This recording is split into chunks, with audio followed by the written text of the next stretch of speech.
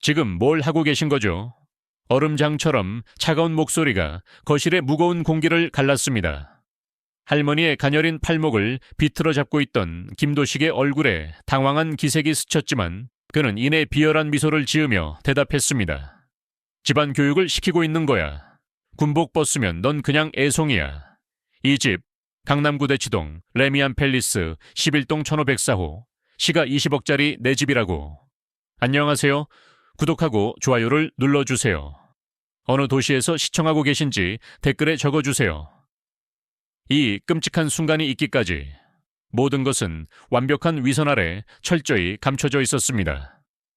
육군 대위인 아들 준노가 휴가를 나오기 전까지 어머니 선희와 할머니 정수는 매일같이 지옥 같은 시간을 견뎌야 했습니다.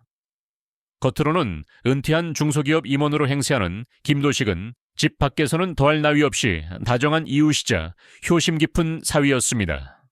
하지만 현관문이 닫히는 순간 그는 폭군으로 돌변하여 두 여자를 언어적, 정신적 폭력으로 올감했습니다.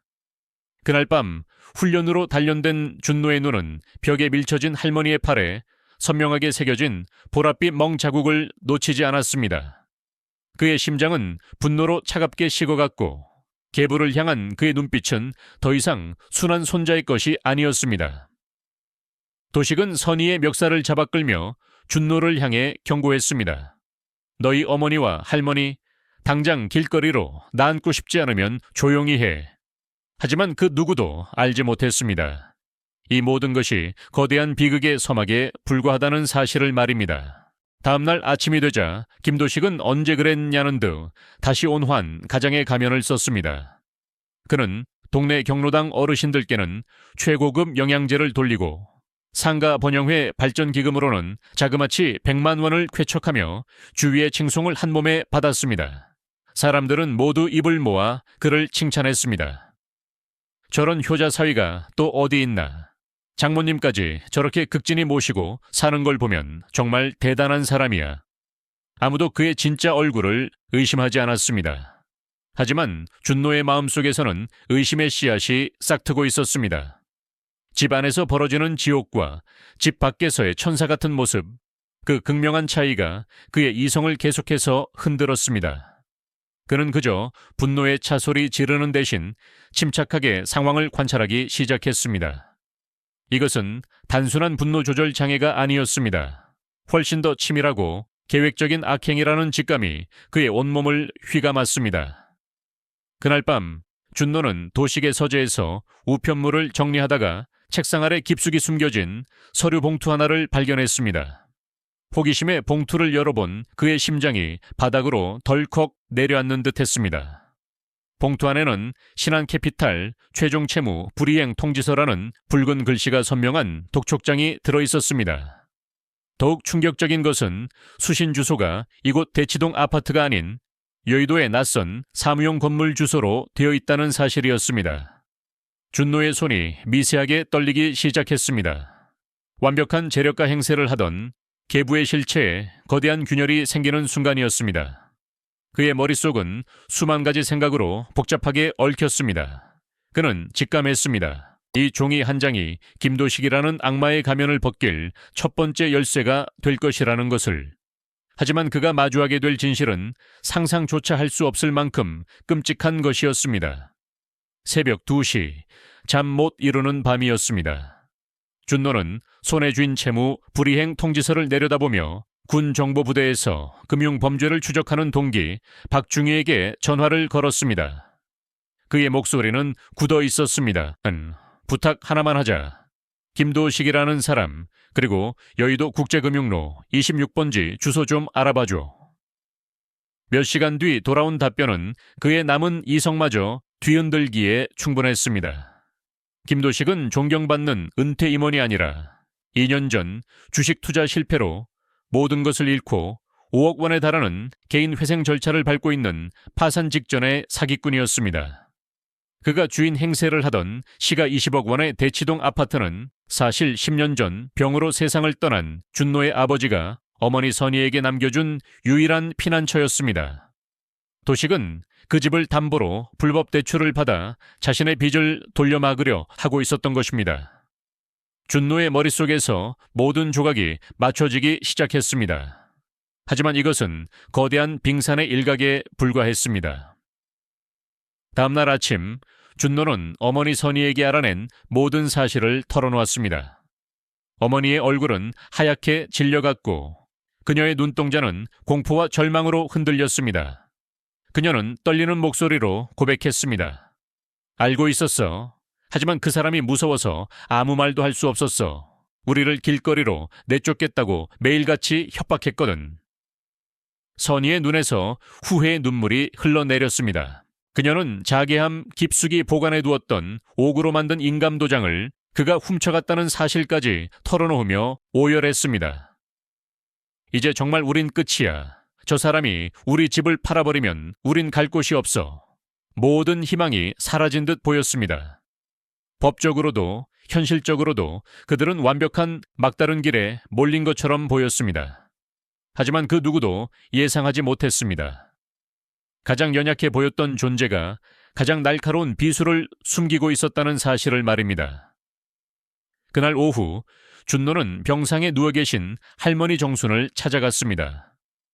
소독약 냄새가 희미하게 감도는 1인실에서 할머니는 쇠약해 보였지만 그녀의 눈빛만은 형형하게 빛나고 있었습니다. 그녀는 준노의 손을 힘겹게 잡으며 속삭였습니다. 그 목소리는 가냘펐지만 그 안에는 강철 같은 의지가 숨어 있었습니다. 준노야, 내 침대 밑 세 번째 마룻바닥 너를 들어보거라. 준노는 반신반의하며 할머니가 가리킨 곳에 낡은 마룻장을 들어 올렸습니다. 그곳에는 비닐에 쌓인 작은 녹음기 하나와 손때 묻은 낡은 가죽 표지에 일기장이 숨겨져 있었습니다. 준노가 일기장을 펼치는 순간 그는 숨을 삼켰습니다. 삐뚤빼뚤하지만 힘있는 글씨체로 지난 3년간의 모든 폭언과 폭행이 날짜와 시간, 심지어 그날의 날씨까지 꼼꼼하게 기록되어 있었습니다.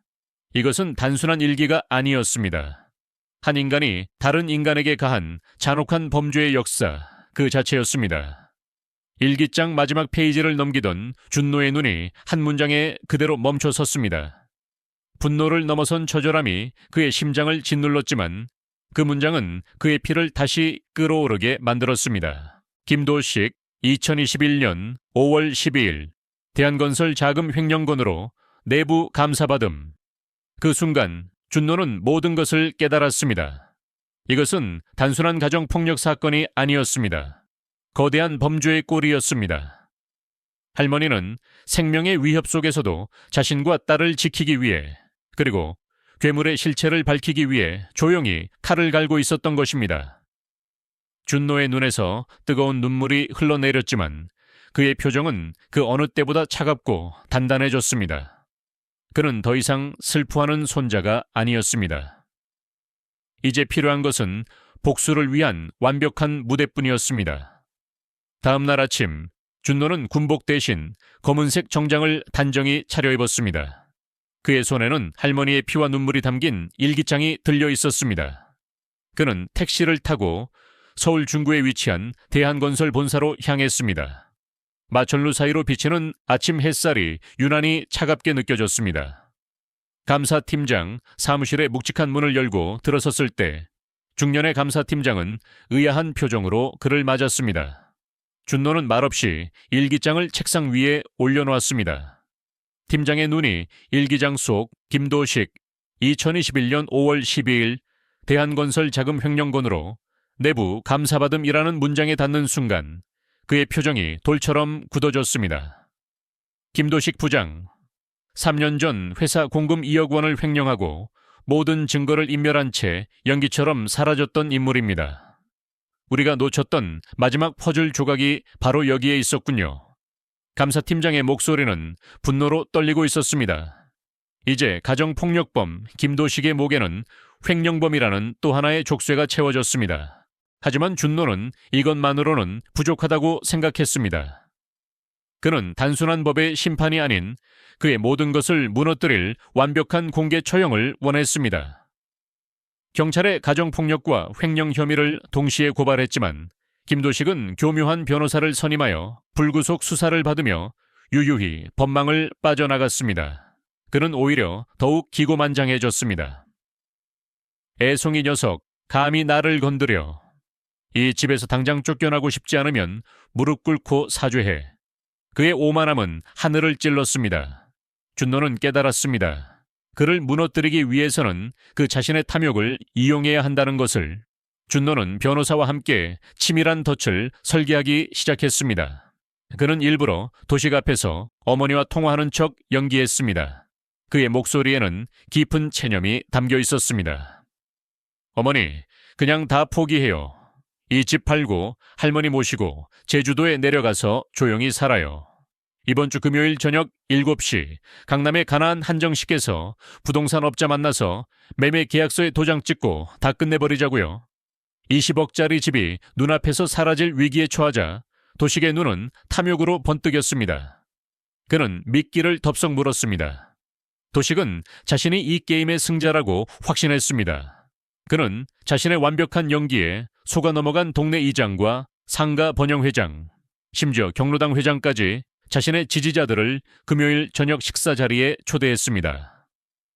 공개적인 자리에서 선의를 압박하여 인감 도장을 찍게 하고 모든 재산을 가로챌 속셈이었습니다. 그는 자신이 주인공이 될 화려한 무대를 상상하며 회심의 미소를 지었습니다. 금요일 저녁 최고급 한정식집 가나안의 BIP룸은 도식의 사람들로 가득 찼습니다. 값비싼 샹들리에 아래 그는 마치 개선 장군처럼 의기양양하게 떠들어댔습니다. 여러분, 제가 이 가족을 위해 얼마나 헌신했는지 다들 아실 겁니다. 그런데 이제 와서 저를 헌신짝처럼 버리고 이 모든 재산을 빼돌리려 합니다. 그의 목소리는 거짓된 비통함으로 가득 차 있었습니다. 그는 위조된 위임장을 선의의 얼굴 앞에 내밀며 소리쳤습니다. 당장 여기에 서명해. 야로퍼, 이것이 당신과 당신 어머니 그리고 당신 아들을 위한 마지막 잡이야. 그 순간 룸의 모든 조명이 꺼지고 벽면의 대형 스크린이 섬광처럼 켜졌습니다. 돌이킬 수 없는 지점이 바로 눈앞에 와 있었습니다. 늙은이가 주제도 모르고 나서지 마. 칠흑 같은 어둠 속에서 터져나온 김도식의 추악한 목소리가 최고급 한정식집의 고요함을 찢었습니다. 스피커에서 흘러나오는 자신의 목소리에 당황한 도식의 얼굴이 스크린의 섬광에 비쳐 흉측하게 일그러졌습니다. 스크린 속에서는 또 다른 자신이 할머니 정순의 가녀린 팔목을 짐승처럼 비틀고 있었습니다. 좌중은 숨을 죽였습니다. 방금 전까지 그를 칭송하던 지지자들의 얼굴에서 핏기가 사라졌습니다. 영상은 멈추지 않았습니다. 선의의 멱살을 잡고 벽으로 밀치며 돈을 요구하는 모습, 집기를 부수며 저주를 퍼붓는 모습, 공포에 질린 할머니를 향해 다음엔 죽여버리겠다고 협박하는 장면까지 지난 3년간의 지옥이 고스란히 재생되었습니다. 도식은 새하얗게 질린 얼굴로 스크린을 향해 손가락질하며 소리쳤습니다. 거짓말이야. 저건 조작된 영상이야. 저 애송이가 나를 모함하는 거라고. 그의 발악은 처절했지만 그것은 더 큰 파멸을 부르는 신호탄에 불과했습니다. 바로 그 순간 BIP 룸의 묵직한 문이 활짝 열렸습니다. 정복을 입은 경찰들과 함께 대한건설 감사팀 직원들이 들이닥쳤습니다. 그들의 눈빛은 얼음장처럼 차가웠습니다. 김도식 씨, 특정 경제 범죄 가중처벌 법상 횡령 혐의로 당신을 긴급 체포합니다. 경찰의 선언은 사형 선고나 다름없었습니다. 그의 사기 행각, 5억 원의 빚, 그리고 회사 공금 2억 원을 횡령한 사실이 그를 굳게 믿었던 사람들 앞에서 낱낱이 까발려졌습니다. 동네 이장은 믿을 수 없다는 듯 뒷걸음질 쳤고 상가 번영 회장은 배신감에 찬 얼굴로 고개를 저었습니다. 모든 것이 무너져 내렸습니다. 그의 명예, 그의 위신, 그가 쌓아 올린 모든 거짓의 성이 한순간에 잿더미가 되었습니다.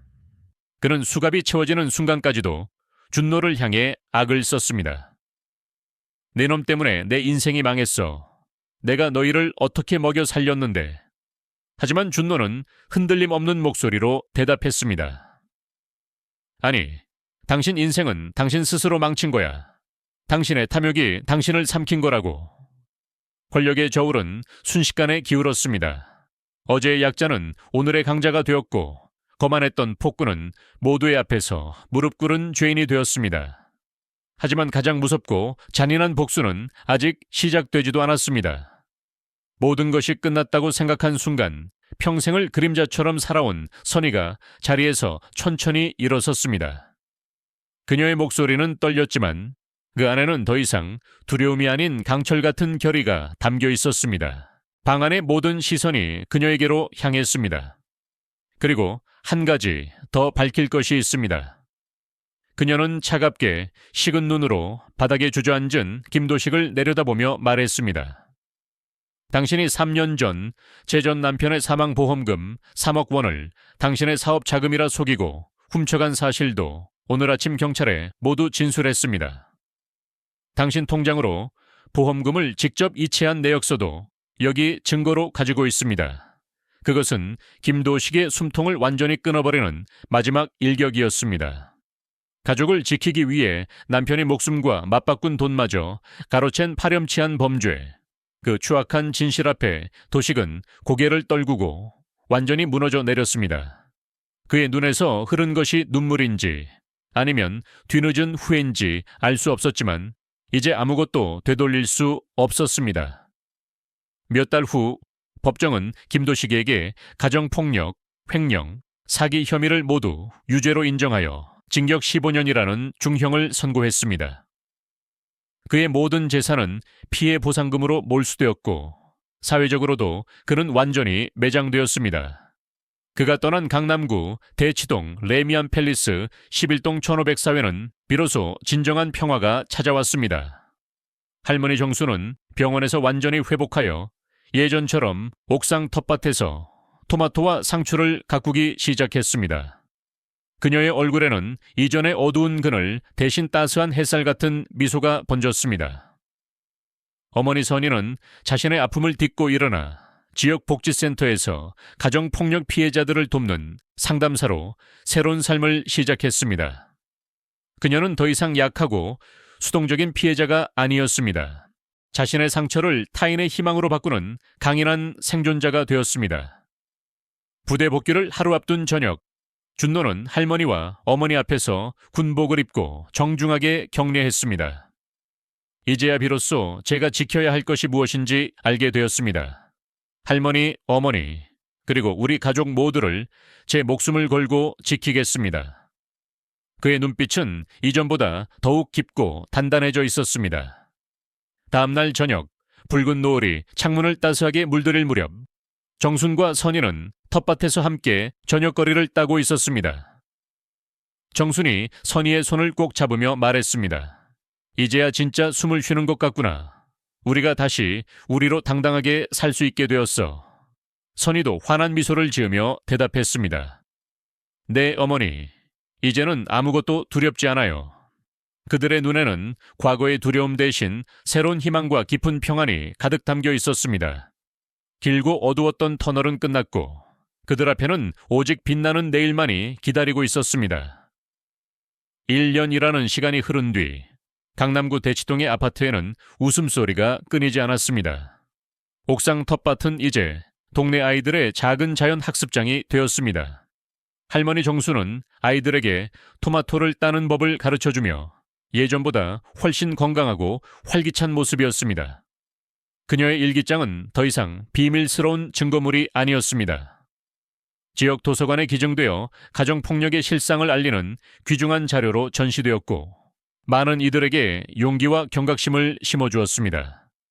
그녀는 더 이상 침묵하는 피해자가 아닌 진실의 힘을 증명하는 살아있는 상징이 되었습니다. 어머니 선희는 지역 최고의 가정폭력 상담 전문가가 되었습니다.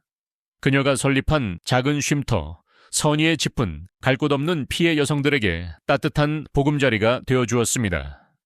그녀는 자신의 경험을 바탕으로 피해자들의 마음을 누구보다 깊이 이해했고 그들이 법적, 심리적 지원을 받아 다시 일어설 수 있도록 도왔습니다. 한때 절망의 눈물을 흘렸던 그녀의 얼굴에는 이제 타인을 향한 깊은 연민과 강인한 사명감이 가득했습니다. 그녀의 이야기는 지역신문에 실리며 사회에 큰 반향을 일으켰고 가정폭력에 대한 인식을 개선하는 데 중요한 역할을 했습니다. 준노는 그의 대위에서 소령구로 특진했습니다.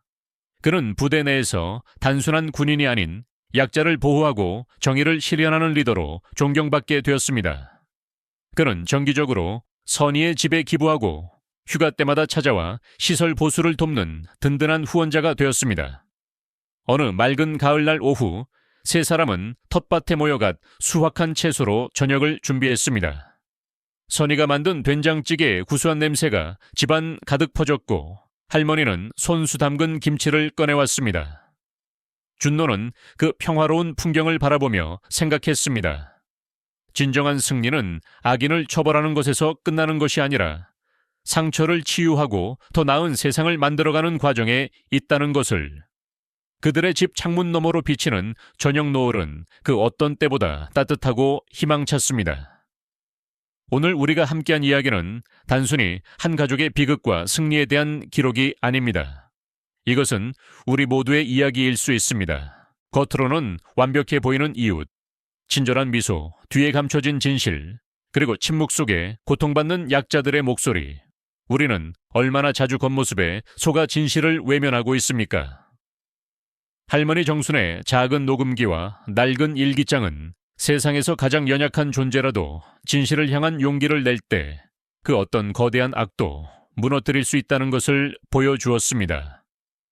어머니 선희의 변화는 가장 깊은 절망 속에서도 희망은 피어날 수 있으며 자신의 상처를 타인을 치유하는 힘으로 승화시킬 수 있음을 증명했습니다. 그리고 아들 준노는 진정한 강함이란 물리적인 힘이 아니라 불의에 맞서 사랑하는 이들을 끝까지 지켜내는 굳건한 의지에서 비롯된다는 것을 우리에게 가르쳐 주었습니다. 이들의 이야기는 우리에게 묻고 있습니다. 만약 당신이 준노의 입장이었다면 무엇을 하시겠습니까? 당신의 주변에 침묵으로 고통받는 이가 있다면 당신은 기꺼이 그들의 목소리가 되어주시겠습니까? 여러분의 삶에도 이와 비슷한 용기 있는 선택의 순간이 있었다면 그 이야기를 댓글로 공유해 주세요. 여러분의 이야기가 또 다른 누군가에게는 희망의 불씨가 될 수 있습니다. 이 이야기가 여러분의 마음에 깊은 울림을 주었다면 구독과 좋아요를 눌러주세요. 여러분의 따뜻한 마음이 모여 더 많은 진실된 이야기를 세상에 전하는 큰 힘이 됩니다.